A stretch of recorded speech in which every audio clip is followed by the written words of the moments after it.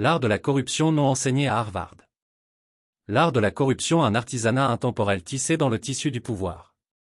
La corruption n'est pas un programme enseigné dans les salles sacrées de Harvard ou de Yale, ni une science réductible à des formules et à des théories.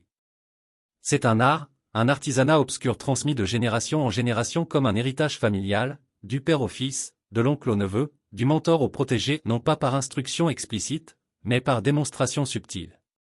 Le maître corrupteur comprend une vérité fondamentale: chaque être humain est corruptible, car chacun possède une faiblesse, un levier à actionner. L'argent est l'outil le plus universel, mais pas le seul. Le chantage, la séduction, la peur et la promesse du pouvoir sont depuis longtemps les instruments de ce commerce. L'opération sordide de Jeffrey Epstein, avec son réseau de compromissions élitaires, n'était qu'une manifestation vulgaire d'une pratique intemporelle. Cet essai explore l'art de la corruption, ses mécanismes dans la politique, les institutions mondiales et les affaires, et son rôle comme fondement tacite des systèmes modernes, appuyé par des exemples concrets révélant son emprise omniprésente. Le levier universel, exploiter la faiblesse humaine. Au cœur de la corruption se trouve l'exploitation des vulnérabilités humaines. Le corrupteur expérimenté sait que personne n'est à l'abri, qu'il s'agisse d'un politicien, d'un bureaucrate ou d'un dirigeant d'entreprise, chacun a un prix. L'argent est le levier le plus direct, mais pour ceux qui nagent déjà dans la richesse, le corrupteur doit être inventif. Le pouvoir, le prestige ou la protection contre la ruine deviennent alors monnaie d'échange. Les exemples historiques et contemporains abondent. Au XVe siècle, la famille Médicis de Florence maîtrisa cet art, utilisant le mécénat, les mariages stratégiques et le levier financier pour dominer la politique italienne et placer même ses proches sur le trône papal. Avançons au XXe siècle, la mafia employa des tactiques similaires, offrant pots de vin, menaces ou situations compromettantes aux politiciens et aux forces de l'ordre pour s'assurer de leur influence.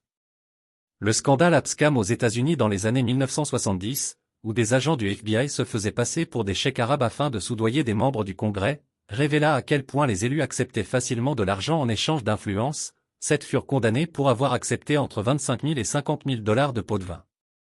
L'opération d'Epstein fut une itération moderne de ce vieux manuel.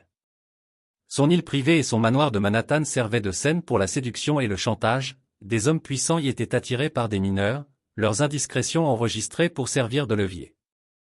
Les documents judiciaires et les témoignages des victimes lors des affaires Epstein de 2008 et 2019 confirment que son réseau piégea politiciens, hommes d'affaires et universitaires, les tenant en laisse par la peur de l'exposition. Pour ceux que ni l'argent ni la chair n'atteignaient, le corrupteur offrait un marché irrésistible, une proposition qu'il ne pouvait refuser, une place à la table du pouvoir ou la promesse de survie dans un monde impitoyable. La politique comme théâtre, l'illusion du choix. Dans les systèmes démocratiques, les citoyens croient que leur vote façonne l'avenir, mais la corruption garantit que le jeu est truqué bien avant que les bulletins ne soient déposés. La cabale, terme souvent employé pour désigner des élites de l'ombre, présélectionne les candidats les plus malléables, ceux dont les placards regorgent de squelettes ou dont les ambitions surpassent les principes. Ces candidats sont préparés, financés et propulsés vers le pouvoir, souvent opposés les uns aux autres afin de maintenir l'illusion du choix. L'élection présidentielle américaine de 2016 en fournit un cas d'école. Hillary Clinton et Donald Trump étaient tous deux englués dans des réseaux d'influence élitaires. Les liens de Clinton avec Wall Street et les donateurs corporatifs étaient largement documentés, sa campagne reçut des millions de banques comme Goldman Sachs. Trump, de son côté, naviguait dans un univers de transactions immobilières et de liens financiers douteux, et ses associations avec Epstein furent plus tard scrutées.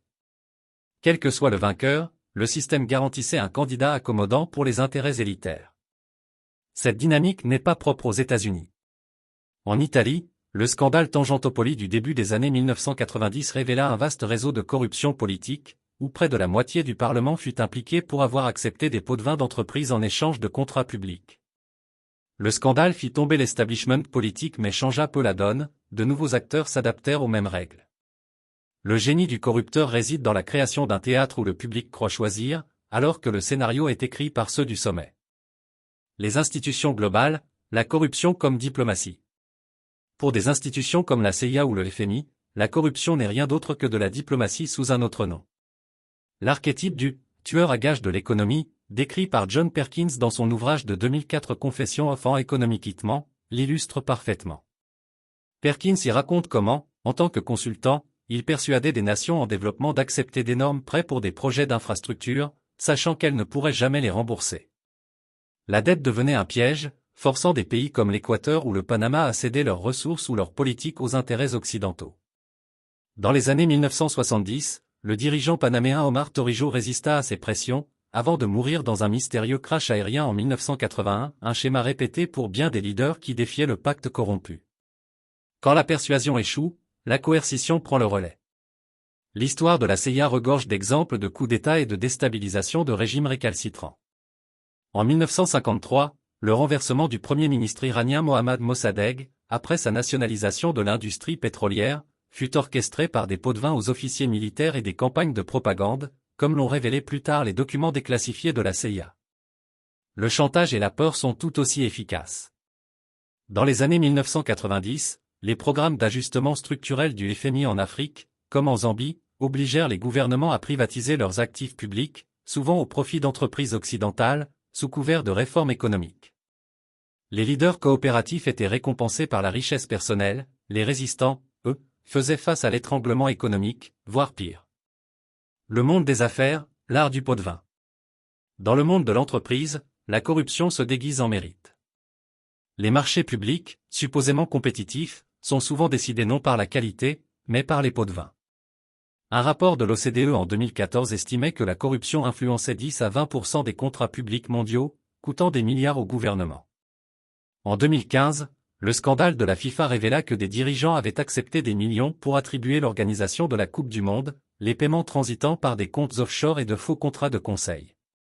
Dans le secteur de la construction, l'entreprise brésilienne Odebrecht versa plus de 788 millions de dollars de pots de vin dans 12 pays pour obtenir des contrats, comme l'a montré l'enquête Lava Jato de 2016. Pour de nombreux bureaucrates, la corruption est un choix rationnel, une forme de plan de retraite anticipé. Des fonctionnaires sous-payés, conscients de leur influence limitée, voient dans les pots de vin un moyen d'assurer leur avenir. En Inde, une étude de Transparency International en 2018 montra que 69% des citoyens avaient versé un pot de vin pour accéder à des services publics de base tels que les soins de santé ou les permis. Les méthodes de paiement ont évolué au-delà des enveloppes bourrées de cash. Aujourd'hui, les pots de vin se déguisent en dons de campagne, en contributions caritatives ou en tuyaux boursiers. Aux États-Unis, les membres du Congrès reçoivent régulièrement des millions de la part des industries qu'ils sont censés réguler. Par exemple, l'industrie pharmaceutique versa plus de 280 millions de dollars aux campagnes électorales américaines en 2020, garantissant des politiques favorables comme l'extension des brevets. Le masque sophistiqué, les mécanismes modernes de la corruption. Les méthodes de corruption se sont raffinées, adaptées au contrôle et aux nouvelles technologies. Autrefois, un compte numéroté en Suisse suffisait. Aujourd'hui, les paiements transitent par des fondations, des cabinets de lobbying ou des contrats de conseil fictifs. John Bonner, ancien président de la Chambre des représentants des États-Unis, rejoignit après sa démission en 2015 un cabinet de lobbying, encaissant des millions en conseillant des entreprises et en monnayant ses connexions politiques. De même, Big Pharma séduit les médecins par des congrès, tout frais payés dans des destinations exotiques, où conjoints et maîtresses sont conviés. Une enquête de ProPublica en 2019 révéla que les médecins ayant bénéficié de tels avantages prescrivaient plus volontiers les produits des laboratoires, même quand des alternatives moins coûteuses existaient. Le complexe militaro-industriel adopte une approche plus directe. Des géants comme Lockheed Martin et Boeing obtiennent des contrats colossaux par le biais de rétrocommissions et du pantouflage, d'anciens responsables du Pentagone devenant dirigeants d'entreprise. La condamnation en 2008 de Darlene Druyen, une autre responsable du Pentagone, pour avoir favorisé Boeing en échange de postes pour sa famille, exposa ce problème systémique. Pour ceux dont les faiblesses sont plus charnelles, le modèle Epstein perdure, services d'escortes élitistes, caméras cachées et enregistrements compromettants garantissent la soumission. L'affaire Epstein de 2019 montra comment ces tactiques servaient à contrôler des figures influentes à travers divers secteurs. La corruption comme système. Loin d'être une anomalie, la corruption est l'échafaudage des systèmes modernes. Ce n'est pas un bug, mais le principe opératoire, incrusté dans la politique, les institutions globales et les affaires. L'art de la corruption prospère car il s'adapte, se drapant de légitimité, que ce soit par les dons électoraux, les honoraires de conseil ou les accords diplomatiques. Il exploite la nature humaine en offrant ce qu'on ne peut refuser, l'argent, le pouvoir, le plaisir ou la survie. Des Médicis à Epstein, de Tangentopoli à Lava Jato, cet artisanat a traversé les âges, raffiné mais inchangé dans son essence. La maison gagne toujours, non parce qu'elle est plus forte, mais parce qu'elle connaît mieux le jeu que quiconque.